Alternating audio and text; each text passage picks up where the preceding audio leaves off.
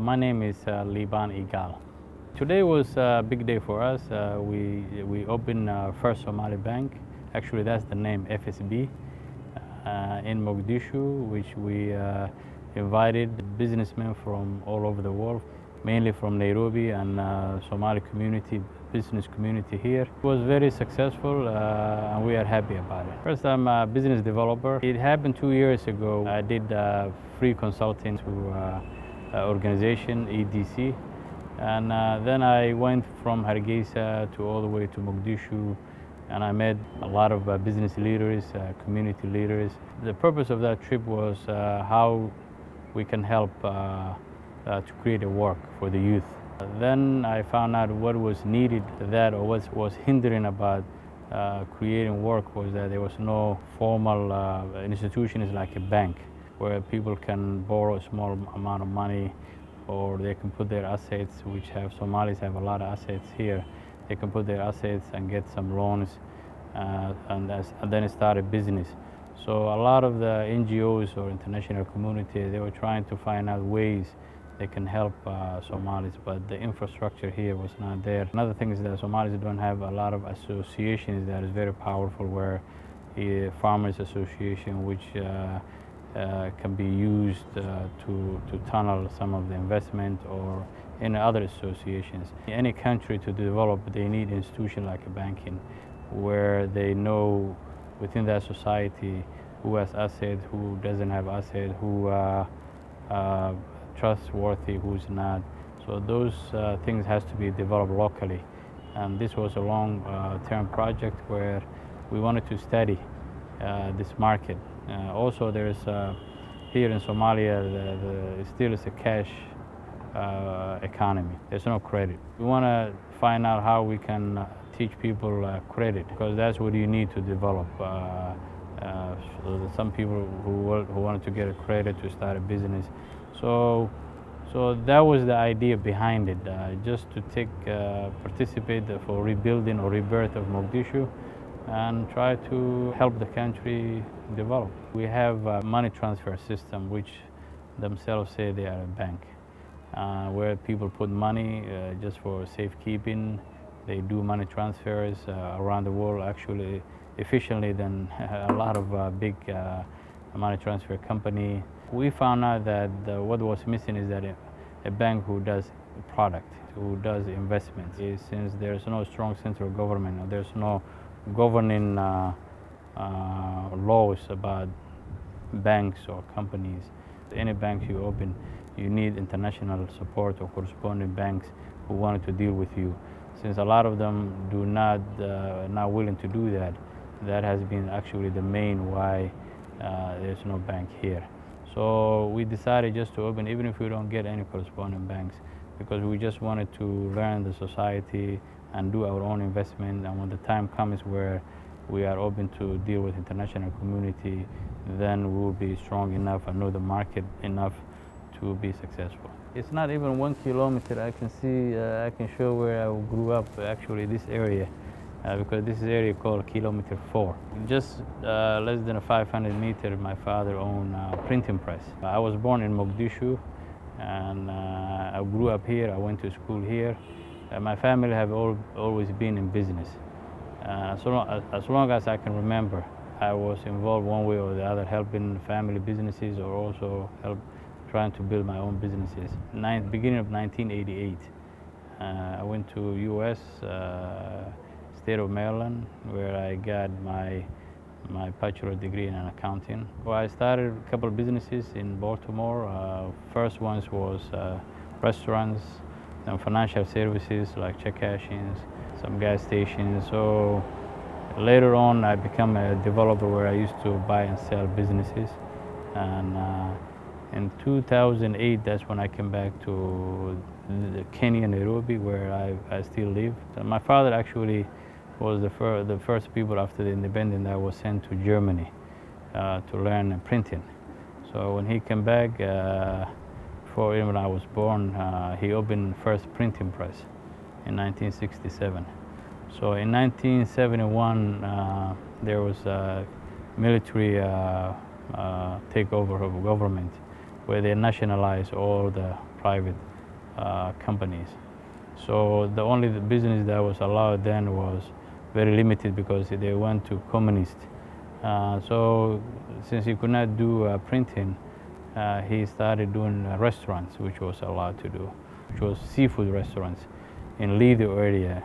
Early 80s when again the same government decided to switch from Soviet Union to the West. That's when they allow everybody who had means of production to reopen those factories. And my father reopened in 1984 the printing press, and then before that we involved other businesses like neon signs, hotels, import export. That was the things that you could do at that time. First company that I put together with a friend in Hargeisa was a company called Dars Research. We got a strategic partnership, a company called Sinovate. Now it's bought by Ipsos. It's one of the largest researchers in the world. I decided never to mention that I was trying to open a bank in Mogadishu because people started thinking you were crazy. And so I did quietly.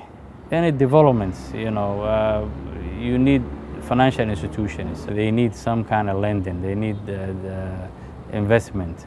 They need somebody who will help them their financial needs. The banks does a very important job in the society. They really know who is who within the society. That resources, that scarce resources, how to put the best, who should be given to their scarce resources to do bigger things. Nobody was doing that. There was money transfer businesses where you send money back and forth. But those people just take the money as soon as it reaches here. So there was no system where people can really pull their money together. All of those, even basics, are imported.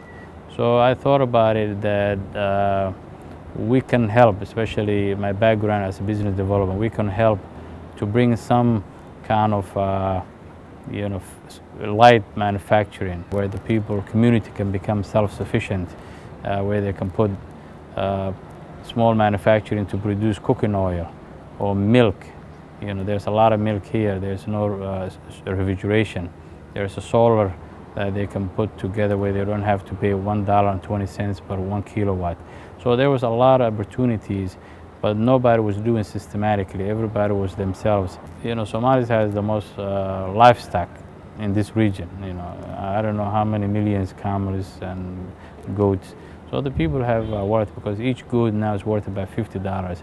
So I know personally people who have 4,000 or 5,000 sheep or goats. So those people are wealthy, but nobody is monetizing their wealth. One constraint was that the perception.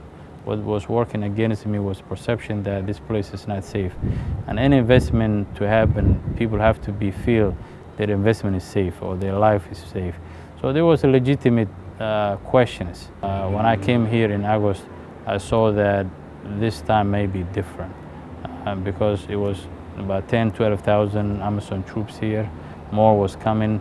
And one thing is about Somali issue now became the last 2 years international issue, where a lot of people used to ignore Somali's issues, Somali problems, because it didn't really affect anybody. After Black Hawk Down in the in 1994, people just forget about it. They say these people, when they get tired, they will make peace themselves. But about 5 years ago, that split over to piracy, because when the people have no jobs, no future, then they will try to make any kind of way a living. So the Somali problem became now international problem when the piracy started, where now the shipping caused through this Indian Ocean or the Red Sea become triple or quadruple. And then Al-Shabaab came along, where it's to destabilize the region. There was some bombing in Uganda, in Kenya, and there was some guy who was caught in an airplane that was trying to bomb an airplane that was come from here. So those, I've seen earlier years where there was more peaceful than even now. That safety or that peace was not based on anything. Something could happen that could change in a minute, but this time it's based on effort. There's international support and also local. So what I decided is that the answer, if you talk to anybody, will be, hey, if you can do it, great. But is it possible first? Everybody talks about their ambition, what they would like to do, and because they, after the Civil War, they really suffer a lot. When a lot of people tell you this could not happen, you begin not to even talk about it, because if it doesn't happen, then nobody knows you tried even. Until now, where right now it's becoming a reality. In close to 2 years of work, today was the day that all those things came true. It was big relief because I never thought this day would come because there was a lot of obstacles. We did it. We opened. We get to that point now. We can say it's open. So even though the work begins right now and it's a lot of work to be done, but it was a fulfilling feeling. In order for us to make money, we decided to invest our own projects.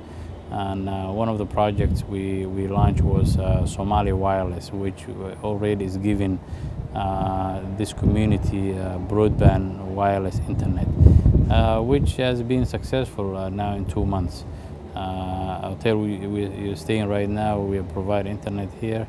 We provide a lot of international organizations, universities, government right now. We also invested in Chase Construction. We purchased construction equipment where we wanted to bring international level of buildings or renovating our customers who needs to be rebuild their homes. So all of those companies, group of companies, we are hoping at least we will develop more, but at least we have basis for us to move. Because the business community here has been really suffering when it comes to banking. They have to take their money all the way to Dubai just to do LC. Even though we will do that, but that is things that is very difficult if you don't have a strong central bank and a strong central government, where you need supervision. For any bank needs supervision.